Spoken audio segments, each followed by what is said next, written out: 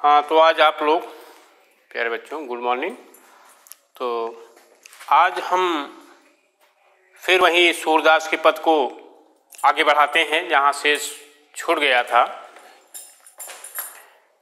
तो मैंने जो बताया था उसके कि यहाँ पर निराकार ब्रह्म की उद्धव जी निराकार ब्रह्म के बारे में अर्थात निर्गुण ब्रह्म के बारे में गोपियों को बताते हैं।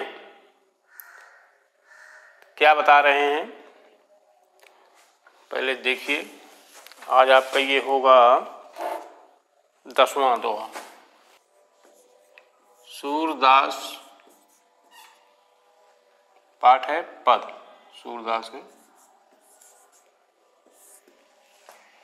पद। 10वां है निर्गुण कौन।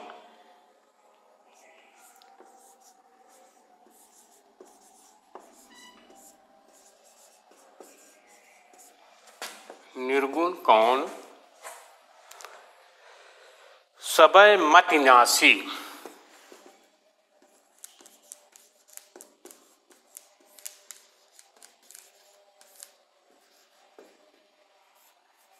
सबय मति नासी।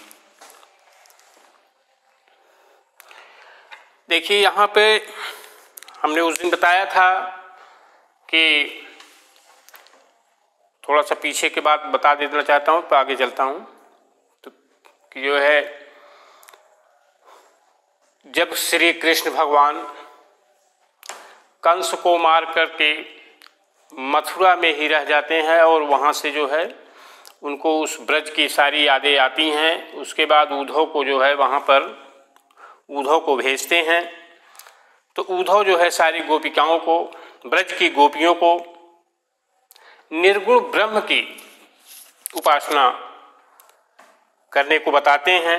उसकी निर्गुण ब्रह्म के विषय में चर्चा करते हैं। लेकिन गोपियाँ जो हैं अपनी असमर्थता व्यक्त करती हैं। तो इसका ये प्रसंग होगा और संदर्भ जो है आपका कि वह प्रस्तुत पद्यांश हमारी पाठ्य पुस्तक काव्य संकलन के सूरदास पद नामक पाठ से लिया गया है। इसके रचयिता तुलसीदास जी हैं, सूरदास जी हैं। तो ये संदर्भ है और प्रसंग आपको जो मैंने बताया कि यहाँ पर जो उद्धव जी गोपियों को उस निर्गुण ब्रह्म की उपासना करने का जो उसके विषय में निर्गुण ब्रह्म के विषय में जो चर्चा कर रहे हैं उस पर सारी गोपियाँ जो है उस चर्चा को सुनने में अपनी असमर्थता व्यक्त करती हैं। तो क्या कह रही हैं वो असमर्थता।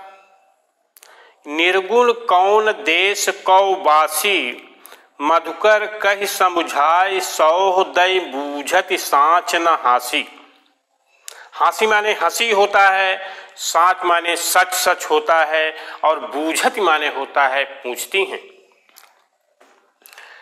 तो गोपियाँ कह रही हैं कि हे उद्धव हमें आप सच सच, इसमें हंसी मत समझिएगा, आप हमें यह सच सच बता दीजिए कि उस निर्गुण ब्रह्म के विषय में जो आप चर्चा मुझसे कर रहे हैं हम लोगों से, वह किस देश का रहने वाला है। फिर से एक बार रिपीट करता हूं, न समझ में आया वो सुन लीजिए। निर्गुण कौन देश कौ वासी मधुकर कहि समुझाए सौहृदय। सौह माने सौगंध, बूझत साँच न हासी। गोपियां जो है उद्धव से पूछती हैं, अपनी सौगंध दिला करके पूछती हैं कि आप मुझे सच सच बताइए,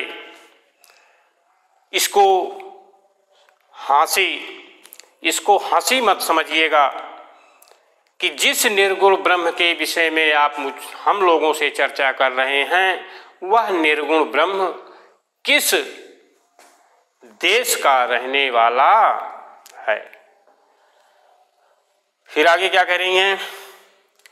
को है जनक, कौन है जननी, कौन नारी को दासी। गोपियां उद्धव से पूछ रही हैं कि हे उद्धव, आप ये बताइए, जिस निर्गुण ब्रह्म के विषय में आप मुझसे चर्चा कर रहे हैं, हम लोगों से चर्चा कर रहे हैं, उसका पालन करने के लिए जो हमें आप प्रेरित कर रहे हैं, तो उनके विषय में जरा बताइए। को है जनक, कौन है जननी। जनक माने पिता होता है, जननी माने माता होती है, नारी माने स्त्री होती है, दासी, दास की मतलब समझ लीजिए सेविका। तो को है जनक। गोपियां उद्धव से कहती हैं कि जिस निर्गुण ब्रह्म के विषय में आप हम लोगों से चर्चा कर रहे हैं, उसको ये जरा बताइए कि उनके पिता कौन हैं, कौन है जननी, उनकी माँ कौन है, कौन नारी, उनकी पत्नी कौन है, और को दासी, और उनकी दासी कौन है। इस प्रकार से गोपियां जो है उद्धव से पूछती हैं। कैसो वरन भेष हैं, कैसो की रसमय अभिलाषी। गोपियां उद्धव से कह रही हैं कि जिस निर्गुण ब्रह्म के विषय में आप हम लोगों से चर्चा कर रहे हैं, उनका रंग कैसा है, उनका वेश कैसा है, रंग रूप कैसा है। कैसो के ही रस, कैसो माने कैसा, के ही रसमय अभिलाषी।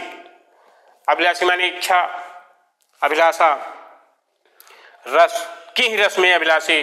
और जिस निर्गुण ब्रह्म के विषय में आप बताते हैं, वह किस रस का आनंद लेने वाला है, वह कौन से रस में आनंद प्राप्त करते हैं।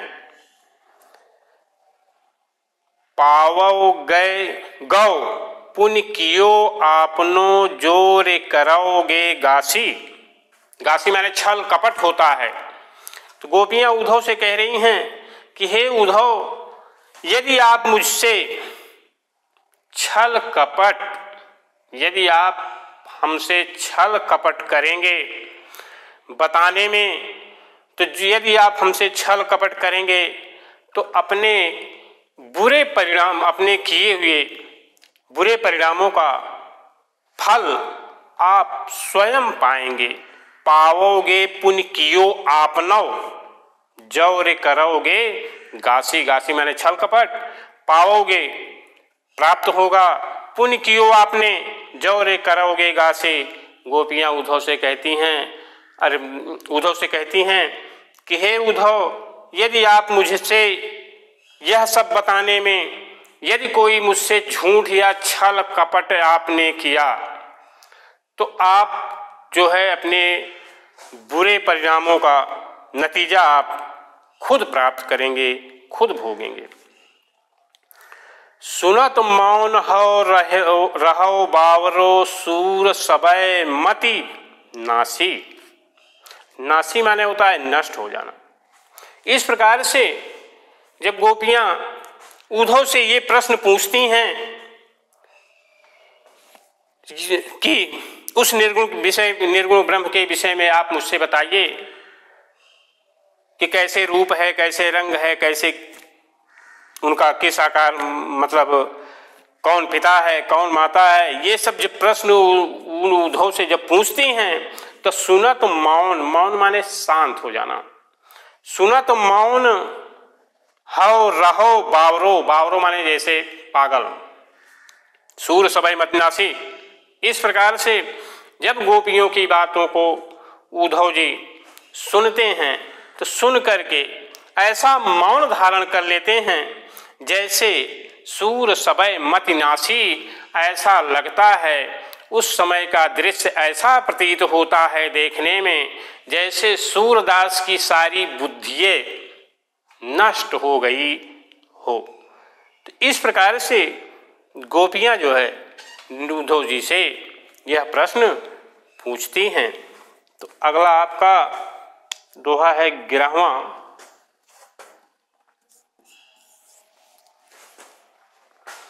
संदेशो देवकी, संदेशो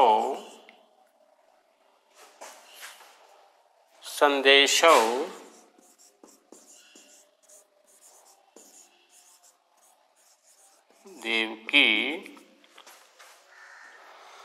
करत संकोच।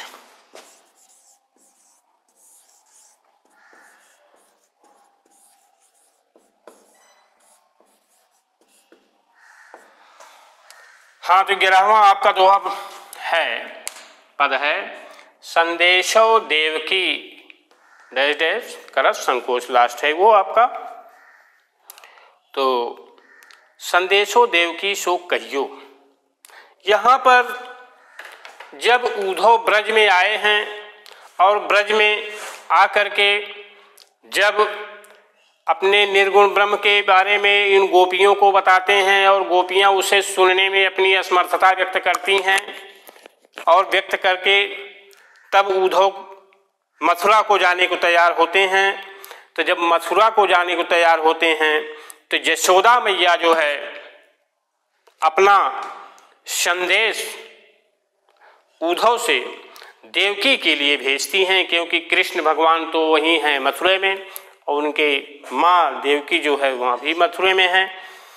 तो अपने उद्धव से जो है देवकी के लिए संदेश भेजती हैं और उनके मन में, यशोदा मैया के मन में एक संदेह बना हुआ है, शंका बनी हुई है, उसी को वो व्यक्त करती हैं, उद्धव से कहती हैं कि हे उद्धव, मतलब कहती हैं कि यद्यपि तो कृष्ण भगवान जो है, कृष्ण जो है देवकी के पुत्र हैं, देवकी के पुत्र होते हुए भी कुछ मेरा संदेश आप मुझ देवकी तक पहुंचा दीजिएगा, ये आपका प्रसंग है। तो इसके आगे आप सुनिए, संदेशो देवकी सो कहियो। यशोदा मैया उद्धव जी से कहती हैं कि कुछ संदेश यह मेरा बता दीजिएगा, यह मेरा संदेश देवकी से कह दीजिएगा। क्या कहिएगा कि हव तो धाई तिहारे सुत की मया करत ही रहियो। धाई माने होता है हव तो धाई, धाई माने होता है दाई, एक प्रकार से जैसे दूध पिलाने वाली दाई, बच्चों को जो दूध पिलाने का जो काम होता है वो दाई करती हैं, तो उसी को धाई कहे। यद हव तो धाई तिहारे सुत की, यशोदा मैया उद्धव से कह रही हैं कि यद्यप तो उद्धव से संदेश भेज रही हैं देवकी के लिए कि वो कह रही हैं कि हे देवकी, यद्यप तो मैं आपके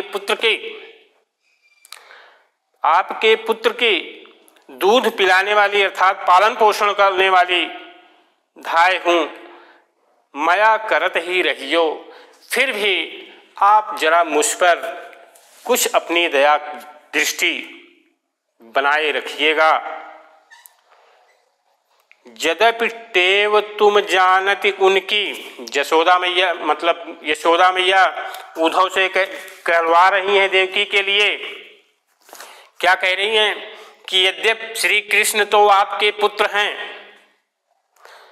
आप उनकी आदत को, यद्यपि टेव माने आदत, टेव तुम जानती उनकी, यद्यपि कि आप उनकी आदत को अवश्य जानती होंगी, फिर भी तव मोहि कही आवे, लेकिन फिर भी मुझे कह रही हूं मैं आपसे, तव मोहि कही आवत, तब पर भी मुझे कहना पड़ रहा है, या मैं कह रही हूं। क्या कह रही हूं कि प्रात होत मेरे लाल लड़ाईते माखन रोटी भावे।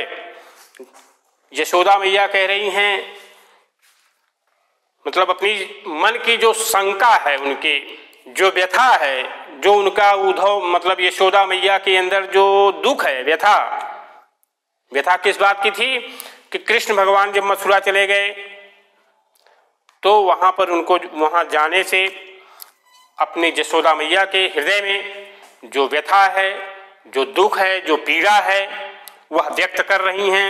उद्धव के द्वारा अपना संदेश भेज रही हैं देवकी के पास। क्या कह रही हैं कि प्रात होत मेरे लाल लड़ाईते माखन रोटी भावे। उद्धव से कह रही हैं कि देवकी से कह दीजिएगा, यह मेरा संदेश पहुंचा दीजिएगा कि सुबह होते ही मेरे लाल को, मेरे प्यारे कृष्ण को लाल लड़ाईते माखन रोटी भावे। मक्खन और रोटी बहुत ही रुचिकर लगती थी।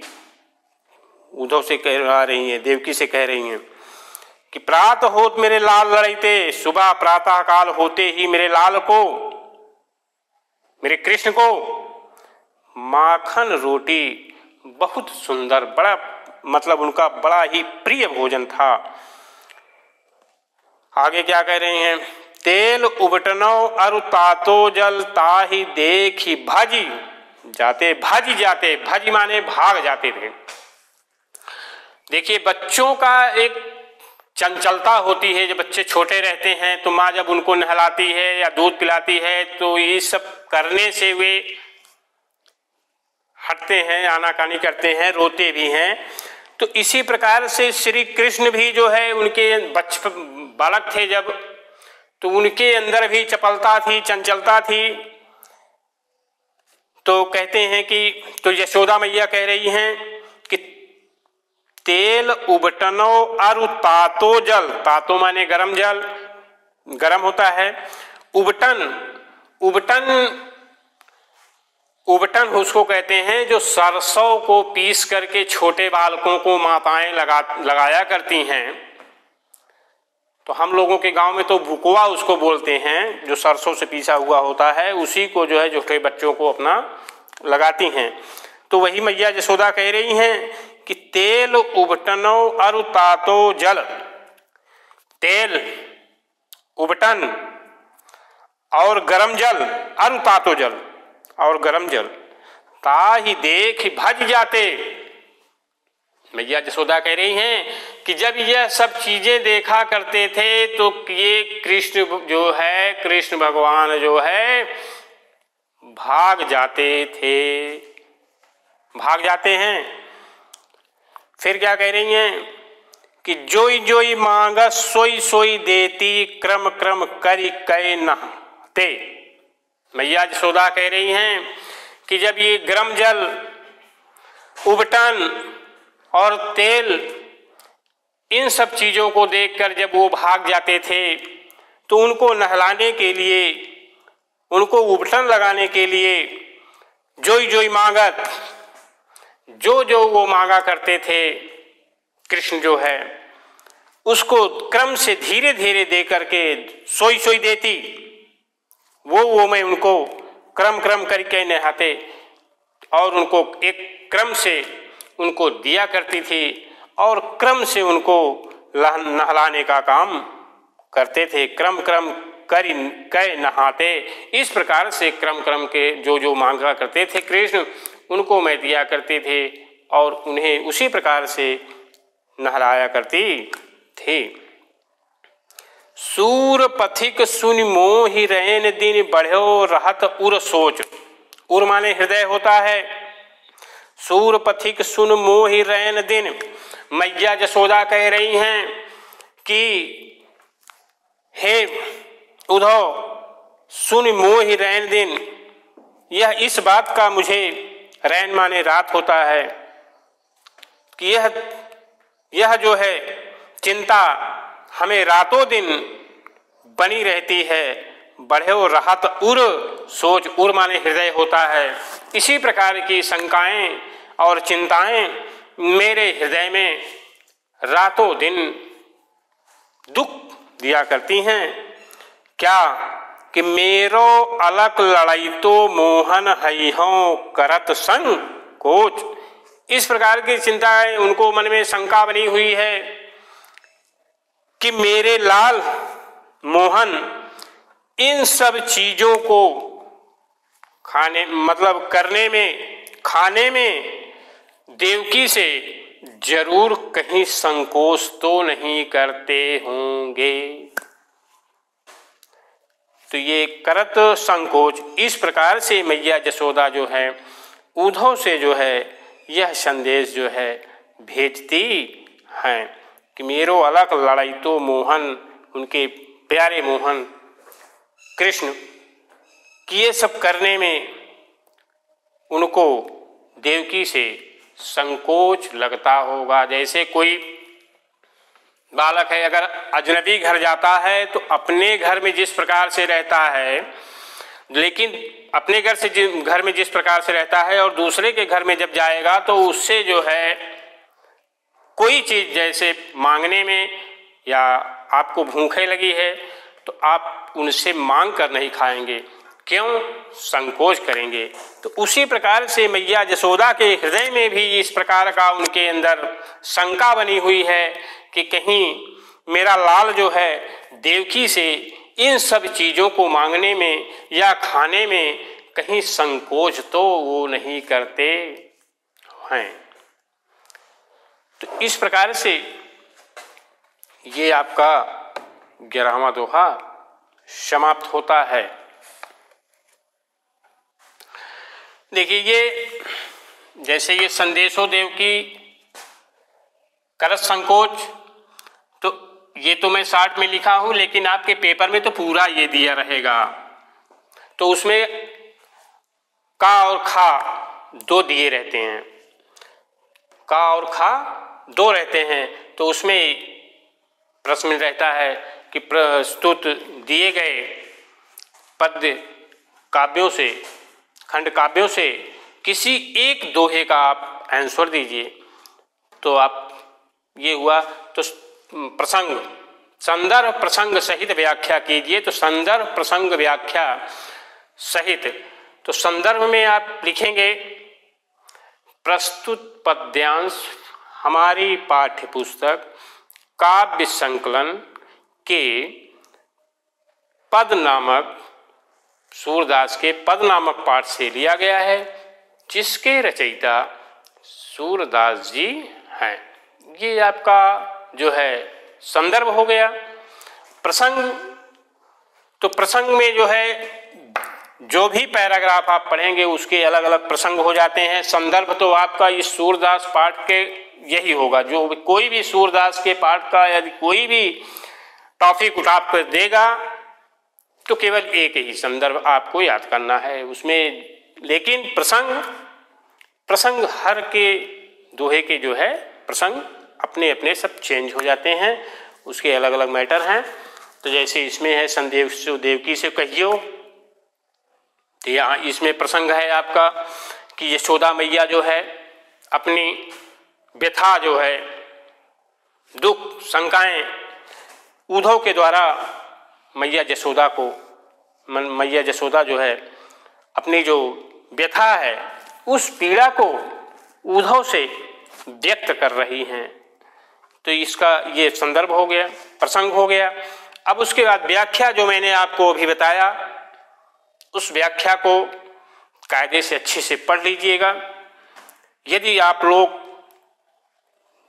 मेरी बातों को जो मैं पढ़ा रहा हूँ इसी को अगर आप मन लगा के पढ़ लीजिए, सुन लीजिए, तो आपको मैं 100% कहता हूँ कि आपको याद करने की कोई ज़रूरत नहीं पड़ेगी। इसको अगर मन लगा करके आप सुन लेते हैं, तब नहीं लगाते हैं तो कोई बात नहीं भाई, तब तो आपके ऊपर है। तो ये आपका जैसे ये संदर्भ, प्रसंग और व्याख्या, ये 3 आते हैं। तो और इसमें तो ज़्यादा आता नहीं है। जैसे इस प्रकार से मैया यशोदा जो है बार बार जो है अपनी शंका को देवकी से पहुंचाती हैं। जैसे और ऊपर वाला है, जैसे निर्गुण कौन देश को आती सबई मत नासी, इसको जो मैंने बताया, इसका भी जो संदर्भ है वही संदर्भ इसका भी रहेगा। प्रसंग इसका चेंज हो जाएगा, इसका प्रसंग होगा निर्गुण कौन देश को आसी। यहाँ पर गोपिकाएं जो हैं उद्धव से, उद्धव जी जो है उन गोपियों को जो निर्गुण ब्रह्म की चर्चा उनसे कर रहे हैं, तो जो चर्चा गोपियों से कर रहे हैं उसके विषय में वो अपनी गोपियां जो है अपनी असमर्थता व्यक्त करती हुई उनको कह रही हैं, बता रही हैं उद्धव से। ये इसका संदर्भ हो जाएगा, असमर्थता व्यक्त कर रही हैं। कि निर्गुण कौन देश को वासी, गोपियां कहती हैं कि यह निर्गुण ब्रह्म जो आप विषय में चर्चा कर रहे हैं वो किस देश का रहने वाला है।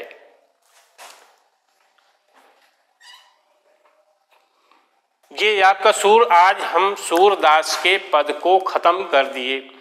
अब अगला पाठ टर्न जाएगा धनुष भंग तुलसीदास।